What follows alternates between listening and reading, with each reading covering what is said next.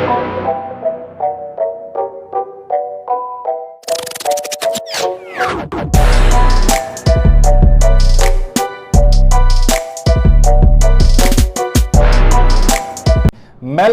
अब हम बात करेंगे मेलफलन की। मेलफलन भी अपने में एक बहुत ही इंपॉर्टेंट कैटेगरी है। यहां पे देखिए, melphalan is an alkylating nitrogen mustard whose levo isomer, यानी कि melphalan, racemic mixture, merphalan and dextro isomer medphalan are used as anti neoplastic agent, यानी कि इनके जितने भी लीवो आइसोमर हैं, डेक्स्ट्रो आइसोमर हैं और रेसिमिक मिक्सर हैं, ये सभी के सभी एंटी न्यूप्लास्टिक एजेंट्स में यूज होते हैं। इट इज अ टॉक्सिक, ये क्या है सर, बोन मैरो के लिए क्या होता है, टॉक्सिक होता है, बट पोटेंशियल कार्सिनोजेनिक होते हैं। ये क्या होते हैं सर, इनके अंदर बहुत ज्यादा अफिनिटी है as a carcinogenic agent and has little vesicant action, और बहुत ही कम इनमें वेसिकेंट एक्शन देखने को मिलता है। अब इनके स्ट्रक्चर्स की बात कर लेते हैं। देखो, स्ट्रक्चर बनाना बहुत ईजी है। सबसे पहले आपको लेना है एक बेंजीन। आपने बेंजीन लिया, चलो मैं इसको अच्छे से लिख देता हूं, दिस इज आवर बेंजीन। अब बेंजीन को यहां पे भी मार्क कर देता हूं, दिस इज आवर बेंजीन। अब बेंजीन के एक साइड में जुड़ा हुआ है नाइट्रोजन, और नाइट्रोजन के दोनों तरफ आपको क्या देखने को मिल रहा है सर, नाइट्रोजन के दोनों तरफ सर हमको देखने को मिल रहा है C2H4Cl, इधर भी क्या है C2H4Cl, इथाइल क्लोराइड। और फिर उसके बाद सर दूसरे साइड पे हमको देखने को मिल रहा है, बेसिकली हमको एक नाइट्रोजन, यहां पे NH2 ग्रुप, अमाइनो ग्रुप देखने को मिल रहा है, और ये जुड़े हुए हैं एक कार्बोक्सिलिक एंड से, यानी कि एक फंक्शनल कार्बोक्सिलिक एंड से जुड़े हुए हैं। ये हो गया हमारा मेलफलन का स्ट्रक्चर। अब सिंथेसिस की बात करते हैं। तो सर सिंथेसिस की बात करें तो सबसे पहले हम इनको देखो नंबरिंग कर लेते हैं। यहां पे है, क्योंकि ये हमारा कार्बोक्सिलिक एसिड क्या होता है, डॉन होता है, सबसे बड़ा फंक्शनल ग्रुप होता है, तो कार्बोक्सिलिक एसिड से ही हमारी नंबरिंग शुरू होती है। तो यहां पे देखो, ये क्या हो गया 1, this is our 2 and this is our 3। अब 1 2 3 3 पे क्या लगा हुआ है, एक नाइट्रोजन जो कि हमारे बेंजीन लगा हुआ है, जिसको कहते हैं पी नाइट्रोफेनिल, और किस पोजीशन पे है, थर्ड पोजीशन पे है। तो 3 पी नाइट्रोफेनिल 2 अमाइनो, यानी कि सेकंड पोजीशन पे क्या है, अमाइनो, एंड 1 2 3 3 कार्बन है, तो क्या हो जाएगा प्रोप, और COOH की वजह से क्या लगेगा, ओइक एसिड लगेगा, तो प्रोपिनोइक एसिड। तो 3p नाइट्रोफेनिल 2 अमाइनो प्रोपिनोइक एसिड जब भी रिएक्ट करेगा सर, किससे रिएक्ट करेगा सर, ये रिएक्ट करेगा थैलिक एनहाइड्राइड से। जैसे तो phthalic anhydride in presence of C2H5OH होना क्या है, देखो ये सीधे सीधे इसी तरीके से लिख दो, और यहां का H2 और यहां का ऑक्सीजन पकड़ लो। जब भी यहां का H2 और ऑक्सीजन दिखेगा एक दूसरे को, तो ये यहां से H2O के फॉर्म में क्या हो जाएंगे, बाहर हो जाएंगे, और यहां पे कौन ऐड हो जाएगा, ये N अटैच हो जाएगा, और पूरा स्ट्रक्चर इसी तरीके से यहां पे जुड़ जाएगा। और फिर क्या होगा सर, फर्दर रिएक्शन, फिर हमारा ये सेकंड कॉम्प्लेक्स बन गया। चलो इस तरह को 2 मार्क कर लेते हैं। फिर ये जो कॉम्प्लेक्स है, this will react with SnHCl। SnHCl क्या है sir, it is a reducing agent. ये क्या है, एक तरीके का रेड्यूसिंग एजेंट है, विच विल रेड्यूस, फिर क्या करेगा सर, ये रिड्यूस कर देगा इस NO2 को, किसमें, NH2 में रिड्यूस कर देगा। और फिर ये जो थर्ड कॉम्प्लेक्स बनेगा, इसको हम रिएक्ट कराएंगे हमारे 2 मॉलिक्यूल्स ऑफ ऑक्सीरेन। किससे रिएक्ट कराएंगे सर, 2 मॉलिक्यूल्स ऑफ ऑक्सीजन। तो हमको कुछ इस तरीके का कॉम्प्लेक्स देखने को मिलेगा। And when this complex goes, क्या होगा, इसका क्लोरीनेशन होगा। ठीक है, क्या होगा, क्लोरीनेशन होगा। बेसिकली यहां पे आप देखो, यहाँ पे क्या है, COOH C2H5 देखने को यहाँ पे मिला, लेकिन जब इससे रिएक्ट कराएंगे तो हमको यहाँ पे CH2CH2OH CH2CH2OH देखने को मिलेगा। अब यहाँ पे ही इन OH का ही मेन काम है कि इन OH को ही हमको क्या करना है, रिप्लेस करना है क्लोराइड से। तो हमने कहा था जहाँ पे भी POCl3 SOCl3 POCl5 ये देखने को मिले, वहां पे क्या होगा, क्लोरीनेशन रिएक्शन होगा। तो यहां पे क्या है सर, POCl3 है तो क्लोरीनेशन रिएक्शन होगा, मतलब OH हटाओ Cl लगाओ, तो यहां पे OH हटेगा और क्या लगेगा, Cl ऐड हो जाएगा। क्या ऐड हो जाएगा, Cl ऐड हो जाएगा। अब यहां पे देखो Cl ऐड हो चुका है। और फिर जो ये कॉम्प्लेक्स बना, इसमें एक छोटा सा रिएक्शन कराना है थैलिक एसिड और HCl का, और हमको मेलफलन देखने को मिल जाएगा। क्या देखने को मिल जाएगा सर, मेलफलन देखने को मिल जाएगा, यानी कि ये जो C2H5 है ये निकल जाएगा और इनकी जगह पे COOH हमारा जुड़ जाएगा। आई होप आपको ये पूरा रिएक्शन बहुत ही इजी वे में क्लियर होगा, मेलफलन का स्ट्रक्चर एज वेल एज इनका जो सिंथेसिस है। नेक्स्ट बात करते हैं तो मैकेनिज्म सेम रहने वाली है। It causes breakage and cross linkage in the DNA strand along with miss coding and breakage. देखो सीधे सीधे आपको अगर एक लाइन में कोई पूछ ले तो आपको ये बताना है कि सर ये ब्रेक करेगा, क्रॉस लिंकेज करेगा डीएनए का, साथ ही साथ ये मिस कोडिंग और ब्रेकेज को बढ़ाएगा, जिससे क्या होगा, प्रिवेंट करेगा सेल के रेप्लिकेशन को, या फिर इजी लैंग्वेज में सेल के ग्रोथ को। ठीक है, बात क्लियर है। यूजेस की बात करें, used in treatment of multiple myeloma, non resectable epithelial carcinoma of ovaries. It is use, देखो ये सबसे इंपॉर्टेंट पॉइंट है, इसको आप नोट करो। It is also used as a part of many chemotherapeutic regime as adjuvant to surgery for treating breast cancer. ठीक है, breast cancer के लिए यूज होता है। यूज्ड अलोन और in combination with regime of treatment in locally recurrent और unresectable in transit metastatic melanoma and of the extremities, यानी कि जो आपके एक्सट्रीमिटीज में, आपके हाथ पैरों में जो मेलानोमा होता है, इस जगह के लिए भी ये यूज होते हैं। यूज्ड विद प्रेडनिसोलोन, यानी कि ये क्या है, स्टेरॉइड्स के साथ यूज होते हैं फॉर ट्रीटमेंट ऑफ अमाइलोइडोसिस। ठीक है, अब बात करते हैं हमारी नेक्स्ट इंपॉर्टेंट ड्रग की, दैट इज क्लोरम्ब्यूसिल। तो क्लोरम्ब्यूसिल क्या है, एक नाइट्रोजन मस्टर्ड अल्कलाइटिंग एजेंट है that is used as antineoplastic agent for treating many malignant and non malignant disease. तो ये क्या करती है, बहुत से मैलिग्नेंट और नॉन मैलिग्नेंट डिजीजेस को ट्रीट करने के लिए क्लोरम्ब्यूसिल को हम यूज करते हैं। ये भी सबकी तरह क्या है, एक नाइट्रोजन मस्टर्ड अल्कलाइटिंग एजेंट है। अब देखो इसका स्ट्रक्चर कितना इजी है, ठीक उसी तरीके से जैसे हमने पहले पढ़ा था। देखो आओ आपको यहीं पे समझा देते हैं। अगर इस मेल्फलन के स्ट्रक्चर को आप ध्यान से देखो और इसमें से आप इस NH2 को निकाल फेंको, क्या करो, इस NH2 को निकाल फेंको, तो ये क्या बन जाएगा सर, ये सर क्लोरम्ब्यूसिल का स्ट्रक्चर बन जाएगा। सर ये तो एक ही स्ट्रक्चर से दो स्ट्रक्चर हमको लर्न हो गए, बिल्कुल सही।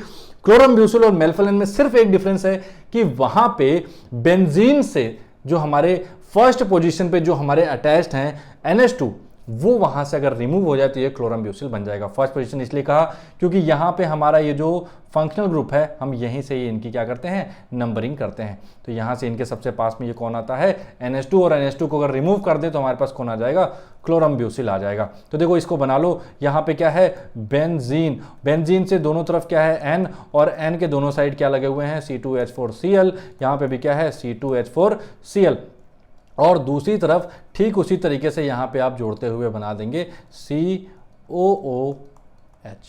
बात क्लियर है। ठीक इसी तरीके का स्ट्रक्चर हमारा मेल्फलन का था। मेल्फलन बनाना हो तो यहाँ पे सिर्फ एक NH2 लगाना है, लेकिन ये क्या है, क्लोरम्ब्यूसिल है, तो यहाँ पे NH2 हम नहीं ऐड करने वाले हैं। चलो सिंथेसिस की बात करें तो सबसे पहले हमारे पास जो कंपाउंड आता है, अपने हाथ पैर फैलाए हुए कि सर मुझे यूज करो और क्लोरम्ब्यूसिल का फॉर्मेशन करो, तो वो है p-अमाइनोफेनिल ब्यूटायरिक एसिड। अब ये जब रिएक्ट करेगा हमारे इथाइलिन ऑक्साइड से, 2 मॉलिक्यूल्स ऑफ इथाइलिन ऑक्साइड, या फिर इनको हम क्या कहते हैं सर, ऑक्सीरेन भी कहते हैं। तो इनसे जब भी रिएक्ट करेगा तो हमारे पास एक कॉम्प्लेक्स का फॉर्मेशन होगा। अब इस कॉम्प्लेक्स के फॉर्मेशन में चेंजेस क्या हुए, जहां पे भी आप ये NH2 देख रहे हो, इन NH2 को हटा करके यहाँ पे क्या लग जाएगा, इस H2 को हटाओ और इसकी जगह पे CH2CH2OH लगाओ। क्या लगाओ, CH2CH2OH। मैं यहाँ पे लिख देता हूँ CH2CH2OH। ठीक है, दोनों तरफ ये लग गए। अब जैसे ये लग गए, आपको यहां दिख रहा है SOCl2। अभी बात करी SOCl2, POCl3, POCl5, जहां भी दिखे क्लोरीनेशन रिएक्शन, OH हटाओ Cl लगाओ, तो यहां से OH हटाओ और Cl लगाओ, तो यहां पे देखो Cl अटैच हो जाएंगे। क्या हो जाएगा, CH2CH2Cl। तो ये दोनों ही जगह पे क्या हो जाएगा, Cl ऐड हो जाएंगे। ठीक है, बात क्लियर है। और हमारा क्लोरम्ब्यूसिल का जो प्यारा सा स्ट्रक्चर है वो बन के तैयार हो जाएगा। मैकेनिज्म ऑफ एक्शन सेम रहने वाला है। क्लोरम्ब्यूसिल क्या है, एक बाईफंक्शनल का मतलब है कि ये दो तरीके से काम करते हैं। किस किस तरीके से वो हम डिस्कस करेंगे। Bifunctional alkylating agent, an analogue of nitrogen mustard, cell cycle non specific agent है, यानी कि सेल साइकिल के किसी स्पेसिफिक सेल साइकिल के फेज में ये काम नहीं करते, ये किसी भी फेज में काम कर सकते हैं। अब इनके जो बाई फंक्शनल है, तो पहला फंक्शनल क्या हो गया, cross linkage with DNA and inhibit the DNA synthesis. पहला हो गया क्रॉस लिंकेज करते हैं, और दूसरा हो गया during all the phases of cell cycle chlorambucil alkylate cross link the DNA and induce the DNA damage by following methods. अब क्या करता है, ये डीएनए को डैमेज करता है, डीएनए डैमेज कह सकते हो, या फिर यहाँ पे सेल के जो इनकी स्ट्रैंड्स हैं उनको ब्रेक करता है। ये भी आप यहाँ पे लिख सकते हो कि ब्रेकेज ऑफ डीएनए स्ट्रैंड्स, आप सीधे लिख दो ब्रेकेज, जो कि हम ऑलरेडी इसमें डिस्कस कर चुके हैं। अब ब्रेकेज के अलावा यहाँ पे 3 पॉइंट्स हमने जो शुरू में डिस्कस किया था, इन्हीं मेथड से होता है। कैसे होता है? पहला हो गया, एल्काइल ग्रुप अटैच कर देगा डीएनए बेसिस से, और डीएनए बेसिस क्या करेंगे, डीएनए जो फ्रेगमेंट्स होते हैं by repair enzymes attempt to replace alkylated bases. जो एल्काइलेटेड बेसिस होते हैं वो जो डीएनए मॉलिक्यूल्स होंगे उनको रिप्लेस करने की कोशिश करेंगे, और इससे क्या हो जाएगा, इनहिबिट कर देंगे डीएनए के सिंथेसिस को। दूसरा होता है क्रॉस लिंकेज, और तीसरा होता है मिस पेयरिंग। ये हम ऑलरेडी डिस्कस कर चुके हैं, तो इसको यहाँ पे दोबारा से करेंगे का कोई मतलब नहीं बनता। चलो अब यूजेस की बात करें तो क्रोनिक लिम्फेटिक ल्यूकेमिया में यूज होता है, बच्चों में ये चेंज इन नेफ्रोटिक सिंड्रोम में यूज होता है, malignant lymphomas and including lymphosarcoma, giant follicular and lymphoma में ये यूज होते हैं। जायंट फॉलिकुलर लिम्फोमा एक बहुत ही गंभीर बीमारी है, उसमें इनको यूज करते हैं। हॉटकिंस डिजीज एंड नॉन हॉटकिंस लिम्फोमास में भी इनको हम यूज करते हैं। साथ ही साथ वॉल्डेनस्ट्रॉम माइक्रोग्लोबुलिनीमिया में हम इनको यूज करते हैं। ठीक है, बात क्लियर है। ये यूजेस आप यहां से लिख सकते हो, एटलीस्ट आपको यहां से 3 यूजेस तो लिखने ही है। ठीक, अब बात करते हैं बुसल्फान की। तो भाई बुसल्फान इनकी ही तरह एक बाईफंक्शनल एल्काइलेटिंग एजेंट है। बाईफंक्शनल एल्काइलेटिंग एजेंट का मतलब हमने बता दिया है, ये 2 काम करते हैं। 2 क्या मतलब, ये मल्टीपल मैकेनिज्म से जो डीएनए स्ट्रैंड्स हैं उनको ब्रेक करते हैं, उनमें मिसरीडिंग कराते हैं, मिस कोडिंग कराते हैं, उनकी ब्रेकेज कराते हैं, क्रॉस लिंकिंग कराते हैं। ये सब इनके फंक्शन होते हैं। And it exert selective immunosuppressive effect on bone marrow. तो ये किस पे काम करते हैं सर? बोन मैरो पे काम करते हैं। बोन मैरो से रिलेटेड एक बहुत ही अच्छी स्टोरी है, वो भी हम डिस्कस करेंगे। फिलहाल के लिए 2 पॉइंट्स और ले लेते हैं। It is not structural analog of nitrogen mustard. इसका मतलब क्या है सर? देखो, ये स्ट्रक्चर में सेम नहीं होते हैं हमारे नाइट्रोजन मस्टर्ड से, लेकिन ये फंक्शन में सेम होते हैं। तो ये it is not structural analog but it is a functional analog of nitrogen mustard. It is used in treatment of chronic myeloid leukemia, however it provide only symptomatic relief, no permanent cure. ये देखो, ये किस में use होते हैं? Myeloid leukaemia में use होते हैं, लेकिन सिर्फ उनके सिम्टम्स को क्योर करते हैं, परमानेंट रिलीफ नहीं देते हैं। चलो इसके साथ में भी इनके स्ट्रक्चर को भी डिस्कस कर लेते हैं। देखो, ये पॉइंट और ये पॉइंट, सिर्फ इतना याद करना है आपको, सिर्फ 2 चीजें। एक तरफ आपको खाली ये स्ट्रक्चर बनाना है, एस से जुड़ा हुआ डबल बॉन्ड O, और इससे जुड़ा हुआ एक मिथाइल ग्रुप, और इनसे जुड़ा हुआ एक ऑक्सीजन। अब इसी ऑक्सीजन से आप इस तरीके से CH2 लिखो और इसको 4 बार यहां पे रिपीट कर दो। अब 4 बार जब रिपीट किया तो फिर यहां से एक ऑक्सीजन जोड़ते हुए इसी स्ट्रक्चर को दोबारा से बना दो। क्या बना दो? इसी स्ट्रक्चर को दोबारा से बना दो। सर ये क्या बात होती है, दोबारा बनाने से सही होगा क्या? बिल्कुल सही होगा, सिर्फ यही स्ट्रक्चर बनाना है। देखो कितना इजी हो जाता है स्ट्रक्चर को लर्न करना। एक स्ट्रक्चर याद किया, दूसरी साइड भी वही बनाया, और बीच के स्ट्रक्चर्स को हमने लर्न कर लिया। तो यहाँ पे कौन था? CH2 और यहाँ पे दोनों तरफ ये स्ट्रक्चर बन जाएंगे। ठीक है, क्या यही स्ट्रक्चर यहाँ पे भी मेंशन है क्या? जी सर, बिल्कुल। चलो सिंथेसिस की बात करें तो 1,4-ब्यूटेन डाइऑल है, तो ये क्या करेगा? रिएक्ट करेगा हमारे CH3SOCl से, और इन प्रेजेंस ऑफ पायरिडीन, और क्या बना देगा सर? बुसल्फान का फॉर्मेशन कर देगा। मैकेनिज्म आप सबको पता है, ठीक वही मैकेनिज्म है। यूजेस की बात करें तो ये साइक्लोफॉस्फामाइड के साथ यूज होता है। किसके साथ यूज होता है सर? साइक्लोफॉस्फामाइड। क्या साइक्लोफॉस्फामाइड हमारी प्रोड्रग है क्या ये हमारे बॉडी में जाके एक्टिवेट होती है? जी सर, जाके एक्टिवेट होती है। किस जगह पे एक्टिवेट होती है सर? लिवर में एक्टिवेट होती है। लिवर में मेटाबोलाइज होकर किस फॉर्म में जाती है सर? एल्डोफॉस्फामाइड के फॉर्म में जाती है। ठीक है, एल्डोफॉस्फामाइड जो कि हमारा साइटोटॉक्सिक होता है। तो साइक्लोफॉस्फामाइड इज आवर प्रोड्रग। ठीक है, बात क्लियर है।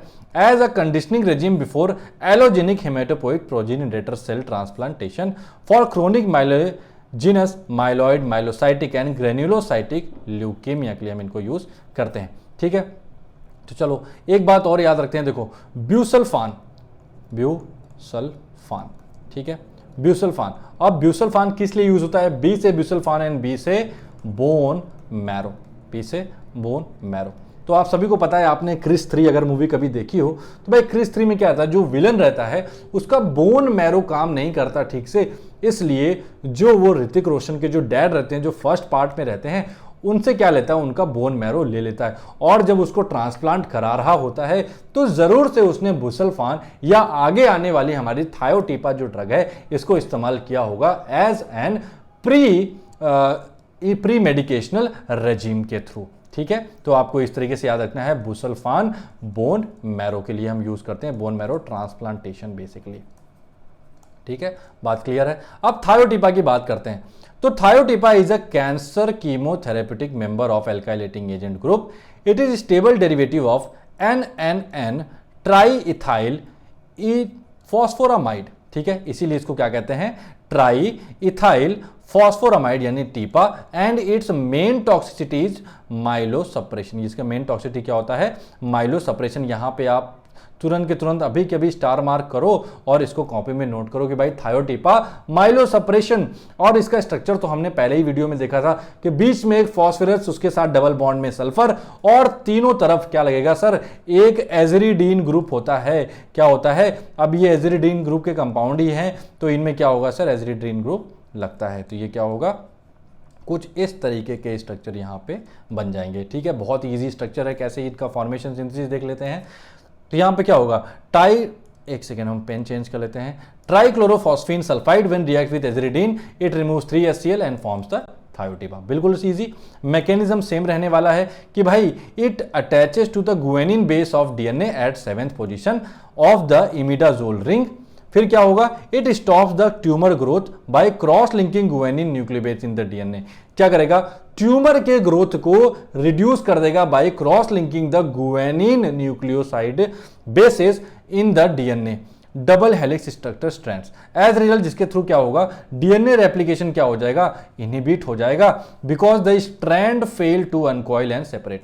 अभी क्या करेगा, स्ट्रैंड्स को आपस में ऐसे जोड़ देगा, क्रॉस लिंकेज कर देगा, अब ये निकल ही नहीं पाएंगे, तो इसके थ्रू क्या होगा सर, जो डीएनए हैं वो फर्दर रेप्लिकेट नहीं हो पाएंगे, और फर्दर रेप्लिकेट नहीं हो पाएंगे तो सेल्स डिवाइड नहीं हो पाएंगी, और सेल डिवाइड नहीं हो पाएंगी तो फर्दर जो हमारा सेल से एबनॉर्मेलिटी कॉज हो रही है वो नहीं होगा।